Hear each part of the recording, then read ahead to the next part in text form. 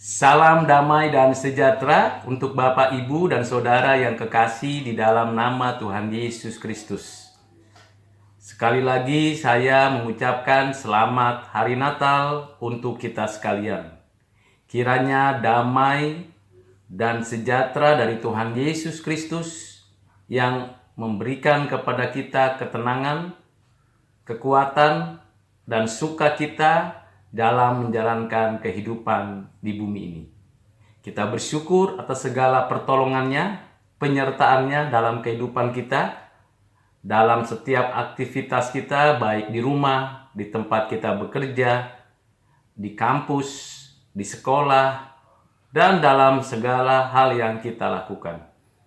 Kiranya kita menikmati berkat-berkat-Nya dan pertolongannya.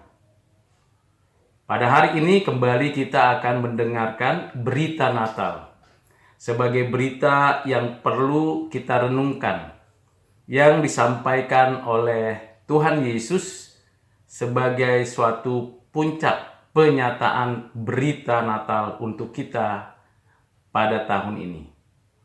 Berita Natal yang saya ingin sampaikan dari Injil Yohanes pasal 18 mulai dari ayat yang ke-35 sampai dengan 37.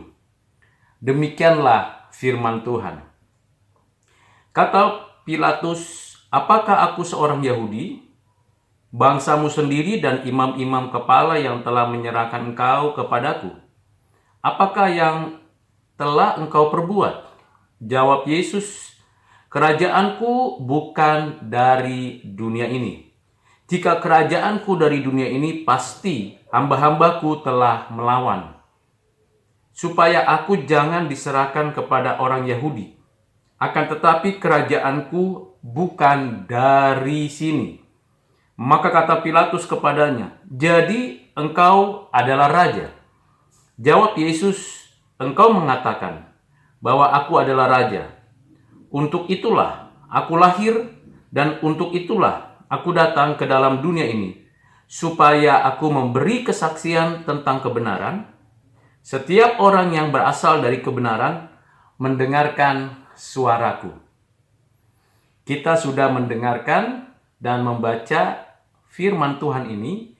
Untuk kita merenungkannya dan merefleksikannya, mari kita terlebih dahulu berdoa memohon hikmat dari Allah kita. Bapa di surga, di dalam nama Tuhan Yesus, kami sudah mendengarkan dan membaca firman-Mu. Kiranya Roh Kudus memberi pencerahan kepada kami untuk mengerti kebenaran-Mu, khususnya di dalam merenungkan berita Natal yang Tuhan nyatakan, yang Tuhan berikan kepada kami untuk kami boleh refleksikan. Kiranya kami juga menerapkan kebenaran-Mu dalam kehidupan kami pada saat ini.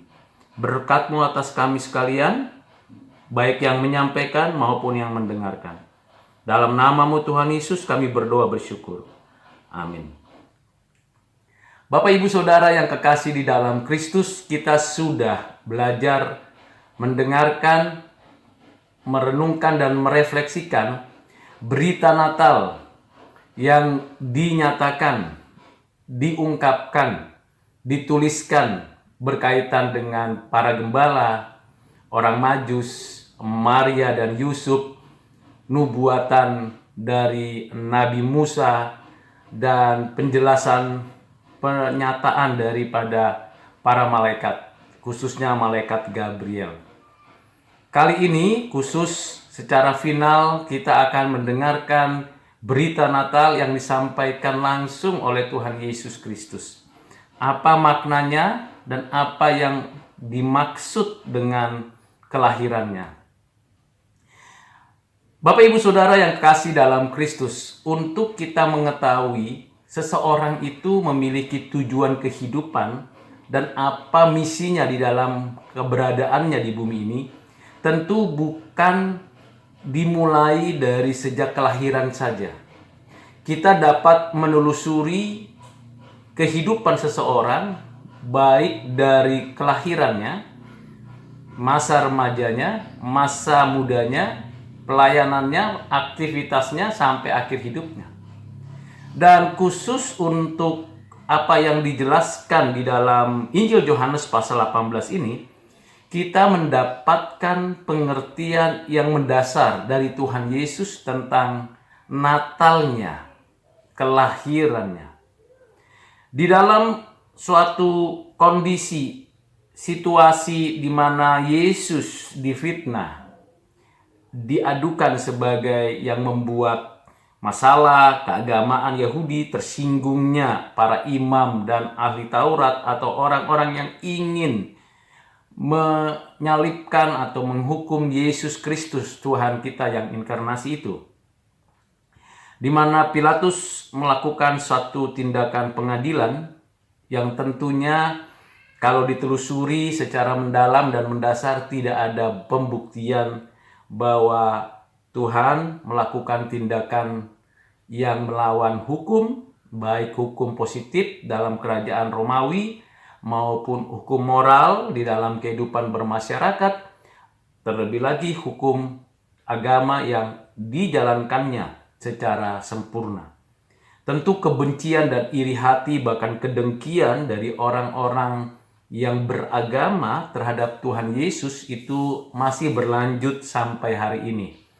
Ada orang-orang yang betul-betul mengaku beragama, katanya bertuhan dan menyembah Tuhan yang benar, tetapi faktanya, kehidupannya, pengajarannya, ada kebencian yang mendalam dan mendasar terhadap pribadi dan karya Yesus Kristus. Kebencian itu muncul karena pernyataan-pernyataan dari Tuhan sendiri, penjelasan yang Tuhan nyatakan berkaitan dengan dirinya adalah anak Allah yang maha tinggi, dirinya adalah penebus, dirinya adalah juru selamat, dia adalah setara dengan Bapa dan Roh Kudus. Dan kebencian itu tidak hanya yang berbeda keagamaannya, tetapi juga ada juga orang-orang yang ngakunya beragama yang sama, tetapi mereka tidak mengenal siapa Tuhan Yesus Kristus, pribadi kedua dari Allah Trinitas yang bernatur ilahi setara sehakikat dengan Bapa dan Roh Kudus, dan juga sejak inkarnasi ia mendapatkan natur kemanusiaannya oleh Roh Kudus. Di akhir kehidupan yang dinyatakannya sebagai pribadi yang menyatakan misi Allah dalam keadaannya sebagai manusia. Penderitaannya dinyatakannya, dijalankannya dengan penuh ketaatan kepada Allah Bapanya. Di hari pengadilan itu, Tuhan Yesus menyampaikan suatu pernyataan yang mungkin saja kita tidak mengira atau menduga sebelumnya. Bahkan Pilatus yang mengadilinya pun tidak menduga sebelumnya. Tetapi apa yang dinyatakan Pilatus dengan pertanyaannya dan pernyataannya, Yesus mengatakan suatu hal yang sangat esensial tentang kelahirannya. Di ayat 36, Tuhan Yesus mengatakan, "Kerajaanku bukan dari dunia ini." Jadi kerajaan yang ditegakkan, dinyatakan Tuhan adalah pemerintahan Allah. Bukan kerajaan dunia yang berasal dari inisiatif dunia atau yang ditawarkan, dibentuk oleh iblis. Bukan kerajaan yang ingin menghancurkan, merusak peradaban, tapi kerajaan yang mentransformasi kehidupan.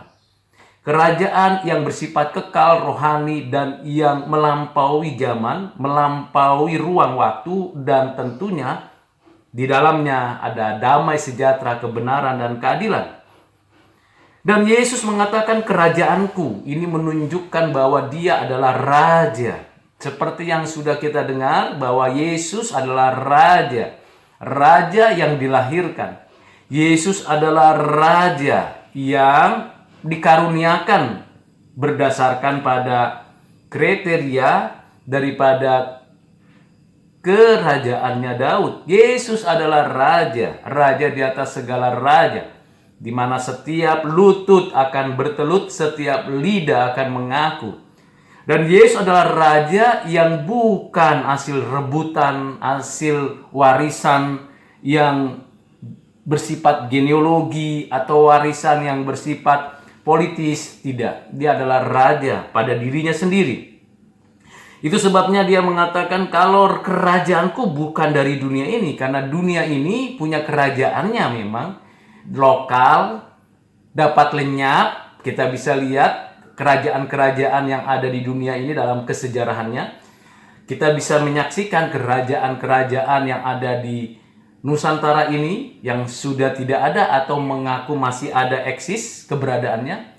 Kerajaan-kerajaan di Afrika, di Australia, di Eropa, di berbagai negara Asia lainnya. Kita tahu bahwa kerajaan-kerajaan itu cepat atau lambat akan lenyap, akan berganti, dan tidak akan sempurna.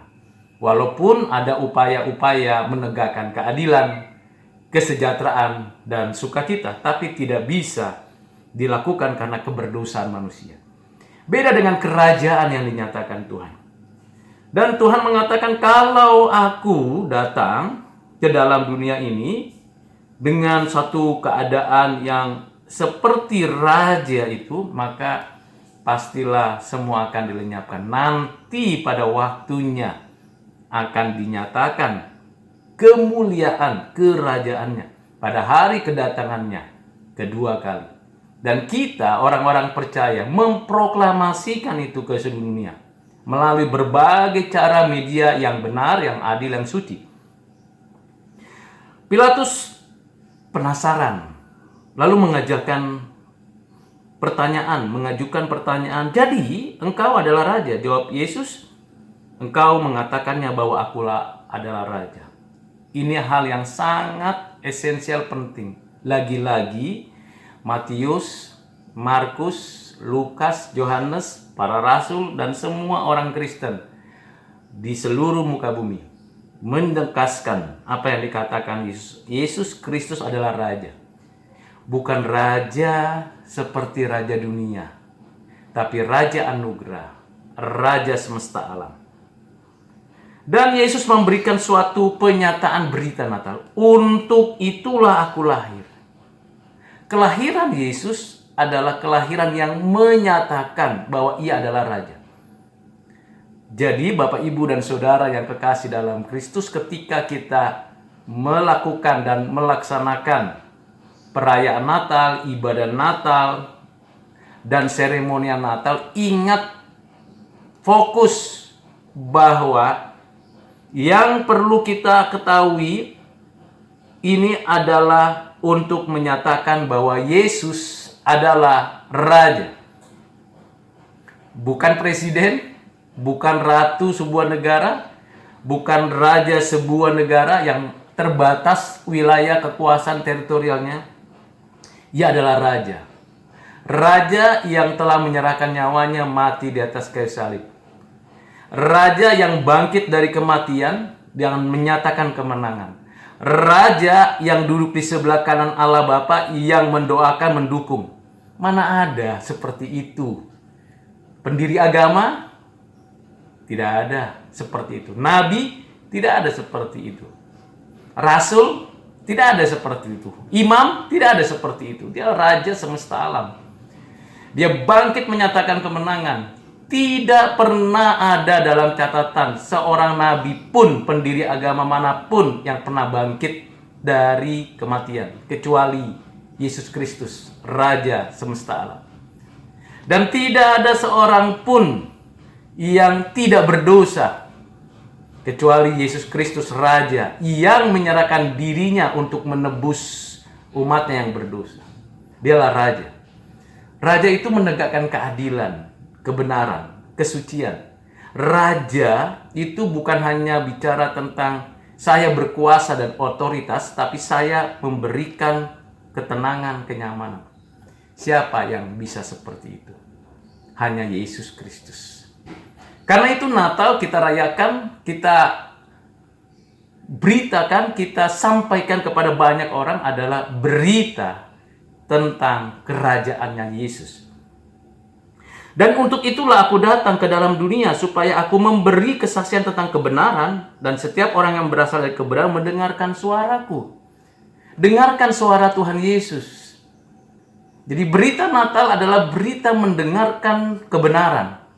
Dan siapa saja yang tidak mendengarkan kebenaran, berarti ia bukan berasal dari kebenaran.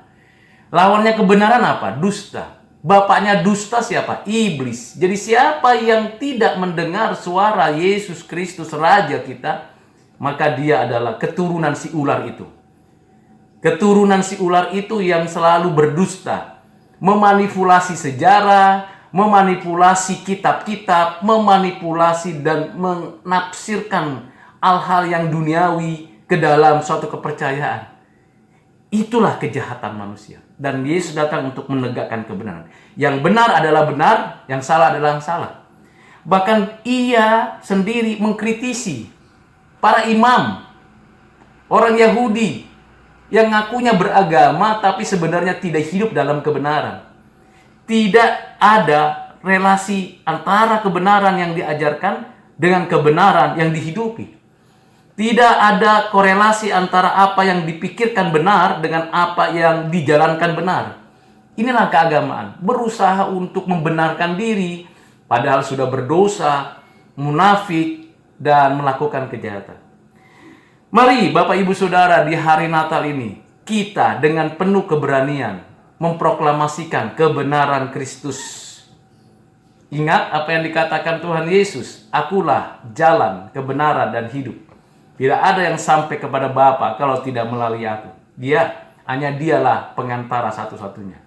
Bukan siapa-siapa. Kita bersyukur karena Raja kita terus mendoakan dan menopang kita. Kita nggak mendoakan nabi-nabi. Kita nggak mendoakan pendiri agama. Kita tidak mendoakan imam-imam. Kita tidak mendoakan orang-orang suci. Tidak.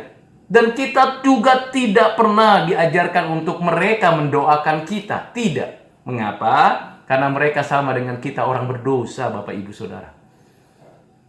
Yesus Kristus yang telah mengalahkan maut, menyatakan kemenangan atas setan, dan telah menghapuskan dosa kita di atas kayu salib.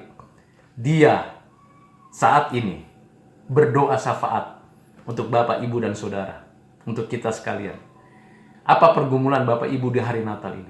Apa kesulitan dan kesusahan Bapak Ibu di hari Natal ini?